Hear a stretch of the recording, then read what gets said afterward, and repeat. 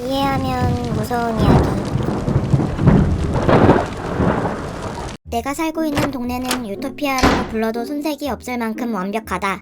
해변 바로 옆에 위치하고 있어 풍경이 굉장히 좋은데다 이곳에 살고 있는 사람 중 가난한 사람은 한 명도 없고 인종차별 역시 존재하지 않는다. 백인, 흑인, 아시아인 등 모두가 피부색에 연연하지 않고 진심으로 상대를 대한다. 심지어 출처가 불분명한 인종이 이사와도 이웃들은 거부감을 느끼기는커녕 자신이 직접 만든 케이크를 들고 축하해주러 온다.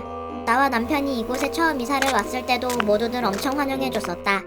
그리고 아주 가끔 집을 터는 강도들이 나타나긴 하지만 그 외에 다른 강력범죄가 일어나지는 않는다. 이곳에서 정말 열심히 일하려는 마음가짐만 있으면 직업 찾는 건 누워서 떡 먹기고 조금의 시간을 투자해서 전문 기술만 익히면 승진도 문제없다. 그래서 난 인턴 의사로 입사한 지 1년도 안 돼서 전문의가 됐다. 경찰이나 소방관, 그리고 운동선수까지 조금의 노력만 하면 최고직 자리에 오를 수 있다. 그리고 이런 환경은 사람들에게 여유를 만들어준다. 이곳에 사는 대부분의 사람들은 친절하고 믿음직스러웠으며 쉽게 미워하지 않는 성향 때문인지 우정을 쌓거나 로맨틱한 관계로 발전하는 것도 꽤 쉬운 편이었다. 물론 그로 인해 불륜을 저지르는 사람도 있지만 아무튼 그런 몇 가지 불편한 부분만 빼면 모든 게 완벽했다. 그런데 요 근래 들어 사람들이 조금 이상해진 것 같다. 모든 사람이 이상해진 건 아니지만 가끔씩 몇몇 사람들이 하는 행동들을 보면 정말 뜬금없었다.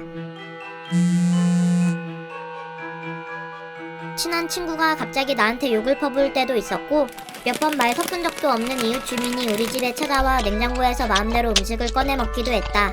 나는 처음엔 당황했지만 몇 번 겪다 보니 이제 그 정도의 일은 어느 정도 익숙해졌다. 하지만 며칠 전에는 더 이상한 일이 일어났다. 이웃집에 살던 림림이라는 친구가 집에서 요리를 하던 중 가스레인지에 불이 나서 죽었다는 것이다.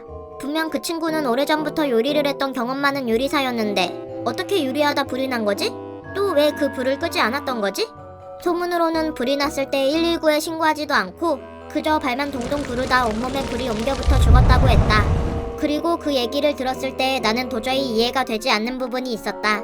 한 달 전에 림림이네 집에 방문했을 때만 해도 화재 경보기가 있었는데 사고가 나기 며칠 전 림림이가 그 화재 경보기를 버렸다는 것이다. 그뿐만이 아니었다. 이해가 되지 않는 일은 다른 집에서도 일어났다. 이 동네에서 가장 큰 집에 살던 가족들이 뒤뜰에 있던 수영장에서 익사해 죽었다. 젊고 건강했던 그 집 가족들이 말이다. 그런데 그런 사고를 본 주민들은 물론 경찰들까지도 전혀 의문을 품지 않고 사건을 종결시켰다. 그저 죽은 그들을 위해 잠시 동안 애도하고 슬퍼했을 뿐 하루만 지나면 모두들 까맣게 잊은 것처럼 보였다. 그리고 애석하게도 내 남편 역시 이상한 행동을 하기 시작했다. 불과 며칠 전까지만 해도 유명한 기업의 사업가였던 내 남편은 갑자기 회사를 그만두더니 집에서 하루 종일 그림만 그리고 있었다. 그런 남편의 모습을 본 나는 확신했다. 온갖 이상한 일들이 일어나는 이 현상과 남편이 난데없는 행동을 하는 것이 분명 연관되어 있을 거라고 말이다. 하지만 이 얘기를 남편에게 할 수 없었다. 남편이 그림을 그리기 시작하면서 3일 내내 내게 단 한마디도 하지 않았으니까. 결국 서럽고 무서워진 나는 혼자 누운 침대에서 울다 잠이 들었다. 그리고 다음날이 됐을 때 나는 극심한 공포를 느꼈다. 아침 일찍 눈을 떴지만 내 몸을 제어할 수 없었다. 마치 몸 안에 갇혀버린 것만 같았다.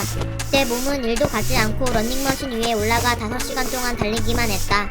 배가죽이 등가죽에 붙을 것처럼 배가 고프고 쓰러질 것 같았지만 내 몸은 그저 미친듯이 달릴 뿐이었다. 그리고 기절하기 직전이 돼서야 겨우 내 몸이 뜻대로 움직이기 시작했다. 나는 있는 힘을 쥐어짜 남편에게 걸어갔다.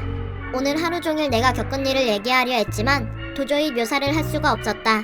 더군다나 남편도 내가 오늘 했던 이상한 행동을 봤으면서 아무런 동요도 하지 않았다. 이제 나도 점점 남편처럼 이상해지는 걸까? 너무 겁이 나서 눈물이 맺히기 시작했다. 하지만 가장 끔찍하고 무서운 건 따로 있다. 바로 내 머리 위에 초록색의 다이아몬드가 둥둥 떠 있다는 것이다. 해석! 마지막에 주인공 머리 위에 초록색 다이아몬드가 떠 있다는 것을 통해 사실 주인공은 심즈라는 게임 내에 존재하는 캐릭터임을 알 수 있다. 심즈라는 게임은 플레이어가 캐릭터를 만들고 그 캐릭터를 조종하며 그들의 인생을 플레이하는 게임인데 플레이어가 조종하지 않을 때 캐릭터들은 자유의지로 행동을 한다. 하지만 플레이어가 개입을 하게 되면 캐릭터들은 플레이어의 명령에 따라야만 한다. 또한 캐릭터로 직업을 얻어 돈을 벌고 욕구를 해결하며 그들의 인생을 관리하는 것이 기본적인 플레이 방식이지만 간혹 몇몇 사람들은 일부러 캐릭터를 죽이고는 한다. 그리고 그런 플레이를 함으로써 캐릭터의 시점으로 봤을 때 주변에서 일어나는 기이한 일들이 공포스럽게 다가오는 것을 표현한 것이다. 언니, 여기는 별이 엄청 많다. 내가 아주 어렸을 때 우리 가족은 지방에 있는 어느 오래된 농가에 잠시 살았던 적이 있었다. 도시에서 나고 자랐던 나와 내 동생은 그곳의 고즈넉하고 한가한 매력에 빠져들었다. 그래서 오히려 도시에서 살던 때보다 덜 활발하게 지냈던 것 같기도 하다. 아침에 일어나자마자 우리 자매는 먼지가 자욱한 지하를 탐험했고, 점심때가 되면 뒷마당에 심어진 사과나무에 올라가 사과를 따먹었으며, 저녁엔 엄마 아빠와 식사를 하면서 하루 동안 있었던 일을 얘기하며 하루를 마무리했다. 그런데 어느 날부턴가 아침에 일어나 보면 침대 옆에 빈 컵이 놓여있기 시작했다. 분명 전날 밤까지 아무것도 놓여있지 않았던 탁자에 말이다. 처음엔 엄마가 갖다 놓으신 건가 했다. 하지만 엄마한테 물어보면 엄마는 모르는 눈치였다. 그래서 우리는 별 소득 없이 다시 방으로 들어와 빈 컵만 바라보는데 문득 동생이 무언가를 깨달은 듯 신나는 목소리로 말했다. 언니, 혹시 이 집에 귀신이 있는 거 아닐까? 그게 무슨 소리야? 귀신? 생각해봐. 매일 아침마다 빈 컵을 누가 갖다 놓겠어? 분명 이 집에 살던 사람이 죽은 뒤에 귀신이 돼서 찾아온 거지. 귀신이 있다 치자. 근데 귀신이 왜 빈 컵을 여기에 놔? 우리를 돌봐주려는 착한 귀신인 것 같아. 밤사이 목이라도 마르면 어쩌나 해서 걱정스런 마음에 갖다 놔준 걸 거야. 동생은 거의 확정짓다시피 말했다. 에이, 설마. 그런가? 사실 동생의 말을 들을 때만 해도 긴가민가했던 나는 이 집에 귀신이 있다는 것을 확신하게 된 계기가 있었다. 그날은 우리가 거실에서 책을 읽고 있었는데 문득 시선의 끝에 무언가 움직인 것 같아 그쪽을 쳐다보니 진짜로 구석 한쪽에 있던 의자가 아주 느리게 우리에게 다가오고 있었다. 심지어 저 의자는 우리가 이사 올 때 챙겨온 것이 아닌 원래 이 집에 있었던 목재 의자였다. 언니, 저거 봐! 의자가 움직이고 있어! 동생 역시 의자가 움직이는 것을 발견했는지 흥분하며 말했다. 내 말이 맞지? 진짜 귀신이 있는 거라니까? 우리랑 함께 있고 싶어서 가까이 다가오는 거라고! 정말 이 집에 귀신이 있는 건가? 의도치 않게 직접 두 눈으로 확인하게 된 나는 그날부터 동생처럼 이 집에 귀신이 있다고 확신을 가지게 되었다. 그리고 우리는 그 귀신을 마더라고 부르기로 했다. 보이진 않지만 그녀는 항상 우리를 돌봐주고자 했던 것 같았기에 붙인 애칭이다. 마더는 우리가 TV를 보거나 게임을 하는 등 다른 것에 정신이 팔려있을 때면 항상 그 의자를 우리 방향으로 조금씩 끌고 왔다. 그래서 뒤늦게 기척을 눈치채고 쳐다보면 의자는 항상 거실 정중앙에 놓여져 있었다. 우리는 그 의자를 제자리에 가져다 놓을 때마다 왠지 모르게 슬픈 느낌이 들었다. 귀신이지만 그저 우리 가까이에 있고 싶어 했던 거니까. 하지만 그 착한 마더와 더 가까워질 틈도 없이 아빠의 사업으로 인해 우리는 몇 달도 되지 않아 다시 도시로 올라올 수밖에 없었고 마더는 우리의 기억 속에서 점차 잊혀져 갔다. 그리고 시간이 한참 흘러 동생과 내가 어른이 된 지금 창고를 청소하던 중 우연히 발견한 신문지 안에 낯익은 사진이 눈에 띄었다. 아주 어릴 때 짧게 지냈던 그 농가였다. 딸이마, 이거 봐! 우리가 옛날에 살았던 집이 신문에 찍혀있어. 진짜? 헐, 정말이네? 완전 신기해! 알게 모르게 반가웠던 우리는 청소하는 것도 잊고 자리에 앉아 신문기사를 읽기 시작했다. 기사의 내용은 그 집을 소유했던 집주인에 대한 것이었는데 어렸을 적 우리가 그 집으로 이사가기 한참 전에 있었던 일인 것 같았다. 그 집의 주인은 신원 확인이 불가능한 여성이었고 그녀는 집에서 자식 2명을 살해했다고 한다. 매일 아침마다 아이들을 깨운 뒤 독이 든 우유를 한 잔씩 먹이는 방법으로 말이다. 또한 그렇게 조금씩 독을 주입하여 아이들을 죽이고 자신 역시 목을 매달아 자살했다고 한다. 우리는 왠지 모를 불길함을 느끼며 계속해서 기사를 읽어나갔다. 아주 오래된 옛날 기사라 그런지 신문에는 당시 그녀의 죽은 모습도 사진으로 실려 있었는데 사진 속 그녀는 거실 기둥에 목을 맨 상태였고 허공에 떠있는 그녀의 발 아래에는 익숙한 목재 의자가 있었다. 거실 정중앙에 말이다.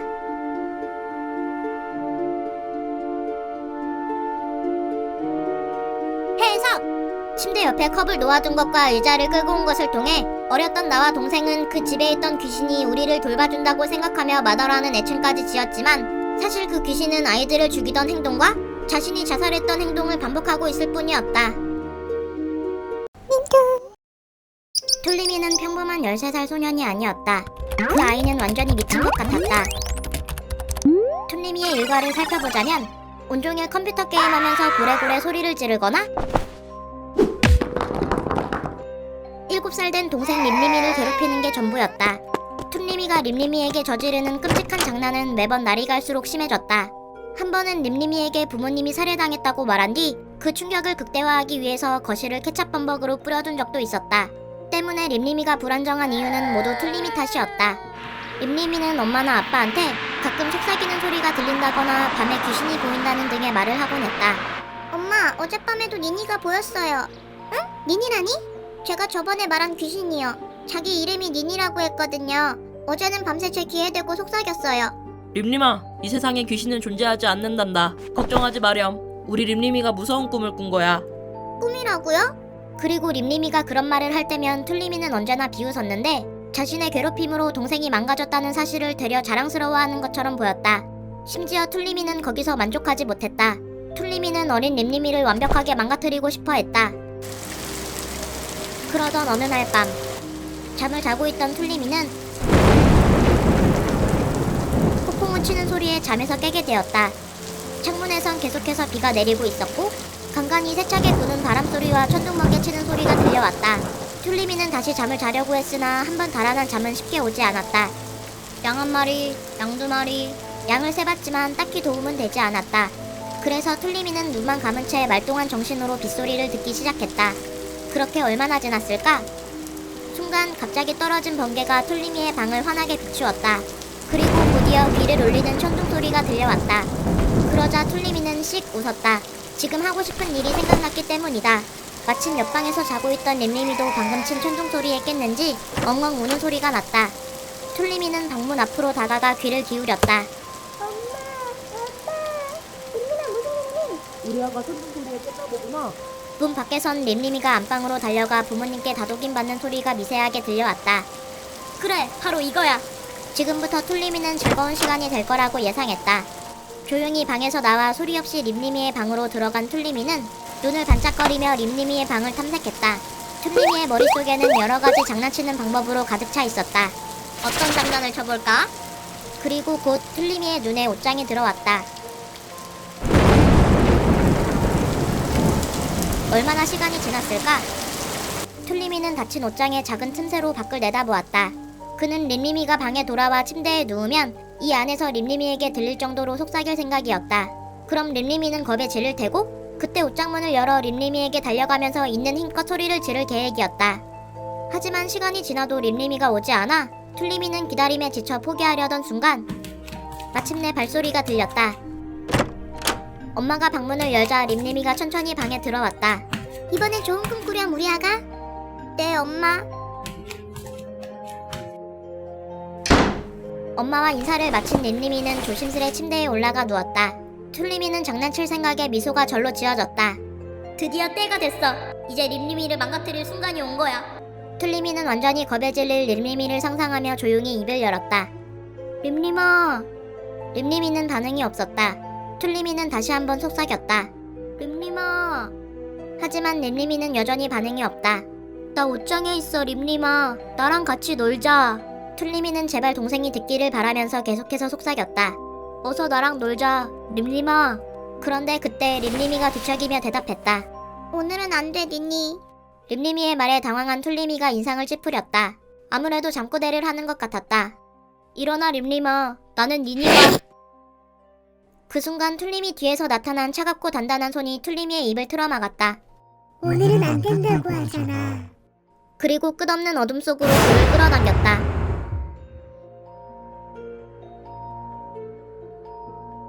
해석! 툴리미는 매번 림리미를 괴롭혀왔고 그 결과 귀신이 보인다는 둥 이상한 말을 하는 동생이 망가졌다고 생각했다. 하지만 마지막에 림리미가 하는 잠꼬대와 툴리미의 입을 틀어막은 손을 통해 림리미의 방에 진짜 귀신이 있다는 것을 알 수 있다. 또한 그 귀신이 어둠 속으로 툴리미를 끌어당김으로써 툴리미는 영원히 돌아오지 못할 곳으로 사라진다는 것을 암시하고 있다. 오늘은 월요일이다. 어제까진 부모님이 계신 집에서 알찬 주말을 보냈지만 이제 다시 일상. 그러니까 학교 안에 있는 기숙사로 돌아와 대학생의 생활을 보내야 할 시간이다. 그래서 부모님이 학교 정문 앞까지 차로 데려다 주셨다. 아들, 수업 열심히 듣고 밥 잘 챙겨 먹어? 네, 엄마. 다음 주부터는 시험 기간이랬지? 네, 그래서 다음 주에는 집에 못 갈 것 같아요. 그래, 시험 끝나면 데리러 오마. 그동안 공부 열심히 하고 잘 지내고 있으렴? 네, 알겠어요, 아빠. 부모님과 대화를 마친 나는 떠나는 부모님의 차를 향해 손을 흔들었다. 그러고는 여느 대학생과 별반 다르지 않은 지루한 표정으로 학교에 들어왔고 기숙사에 들어가기 전 담배를 한 대 태우기 위해 외진 곳에 있는 나만의 흡연 장소로 향했다. 그리고 아무 생각 없이 핸드폰을 보며 주머니를 뒤적거리는데 순간 발끝에 있던 하수구 뚜껑에 걸려있는 지갑을 발견했다. 지갑은 검은색이었고 위에는 은색의 지퍼가 달려 있었다. 거기에 귀여운 동물 모양 스티커가 붙어있는 것으로 보아 지갑의 주인은 여자일 가능성이 높아 보였다. 나는 지갑을 조은 뒤 안에 들어있는 내용물을 확인해 보았다. 대충 봐도 엄청난 양의 지폐가 가득 채워져 있었다. 하나, 둘, 셋, 넷. 최소 몇십 장은 있는 것 같았다. 나는 주변을 둘러보았다. 외진 곳이라 그런지 다른 사람은 보이지 않았다. 잠시 고민하던 나는 조금 떨리는 심장을 부여잡고 내가 낼 수 있는 가장 빠른 걸음으로 자연스럽게 기숙사 방으로 향했다. 그러고는 수업에 들어가는 것도 잊은 채 책상에 앉아 한 장 한 장 천천히 세어보니 지갑에 들어있는 돈은 총 500만 원이었다. 이렇게 큰 돈을 가지고 있는 지갑의 주인은 누굴까? 지폐 외에 다른 신분증은 없었지만 대신 다른 주머니에 한 여자아이의 증명사진이 들어있었다. 어깨까지 오는 갈색의 머리칼을 가진 소녀는 동화 속에서나 나올 법한 순수한 미소를 짓고 있었다. 사진 속 소녀는 정말 아름다웠고 나는 어느새 돈에 대해 까맣게 잊은 채 사진만 바라보았다. 그렇게 몇 분 동안 홀린 듯 사진을 바라보던 나는 문득 밖에서 들리는 발소리에 정신을 차렸다. 언제라도 룸메이트가 들이닥칠 수 있었기 때문에 재빨리 꺼냈던 돈을 정리했다. 하지만 사진만큼은 도로 지갑에 넣을 수 없었다. 그녀의 생김새 하나하나 살펴가며 머릿속에 저장해갔다. 그리고 다음날이 됐을 때 나는 사진 속의 소녀를 찾기 시작했다. 시간은 조금 걸렸지만 그 소녀의 이름이 림림이라는 것과 이번 연도 신입생이라는 것, 그리고 스포츠센터에서 야간 아르바이트를 하고 있다는 것까지 알아낼 수 있었다. 나는 설레는 마음으로 그녀가 일하는 스포츠센터로 향했다. 그곳은 마침 대규모 리모델링 공사 중이었고 덕분에 그 안에 있는 직원은 한 명밖에 안 보였다. 그 직원은 홀로 데스크에 앉아 있었다. 공사 때문에 센터를 운영하지 않아도 회원 유치를 위해 남아있는 것 같았다. 한쪽 구석에 앉아 직원을 유심히 살펴본 나는 사진을 꺼내 비교해 보았다. 사진 속 그녀는 반짝이는 눈과 활기를 가졌으나 저 앞에 보이는 직원은 세상 지루한 표정으로 초점 없이 멍하니 앉아 있었다. 그래서 얼핏 보면 다른 사람 같지만 눈썰미 좋은 내가 봤을 때 저 직원은 사진 속 림림이가 확실했다. 특히나 밤새 사진을 들여다봤으니 틀릴 수가 없었다. 나는 그녀에게 다가가 물었다. 실례합니다. 혹시 성함이 나림림 씨인가요? 그러자 그녀가 나를 쳐다봤다. 내심 미소를 지어줄 거라 기대했지만 그런 건 없었다. 오히려 내가 그녀에게 말을 걸어 그녀를 귀찮게 한 것처럼 느껴지기까지 했다. 네, 맞는데 누구세요? 툴림대 신입생 맞으시죠? 네, 근데 누구시냐고요? 저기 줄 게 있어서요. 나는 주머니에 손을 넣었다. 그리고 그녀가 반응할 새도 없이 그녀의 머리에 두 발의 총을 쏘았다. 짧은 두 번의 총성과 잠시의 정적이 지난 후 연문을 이용해 빠르게 자리를 떠난 나는 기숙사로 돌아오는 길에 대포폰으로 문자를 보냈다.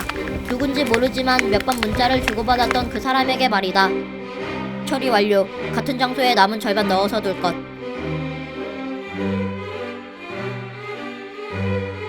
해석! 얼핏 보면 나는 평범한 대학생처럼 보이지만 마지막에 림림이를 죽이고 누군가에게 보낸 문자의 내용을 통해 사실은 내가 살인청부업자인 것을 알 수 있다. 살인청부업자는 의뢰인에게 돈을 받고 대신 사람을 죽여주는 일을 하는 사람인데 나는 살인을 의뢰한 사람에게 보수의 절반과 제거해야 될 사람의 사진을 특정 위치에 갖다 놓으라고 했으며 의뢰인은 지갑 안에 그 내용물을 넣어 내가 말한 장소에 갖다 놓은 것이다. 그리고 내가 림림이를 찾아가 죽임으로써 의뢰를 성공했기에 나머지 보수 역시 같은 위치에 갖다 놓으라고 의뢰인에게 문자를 보낸 것이다.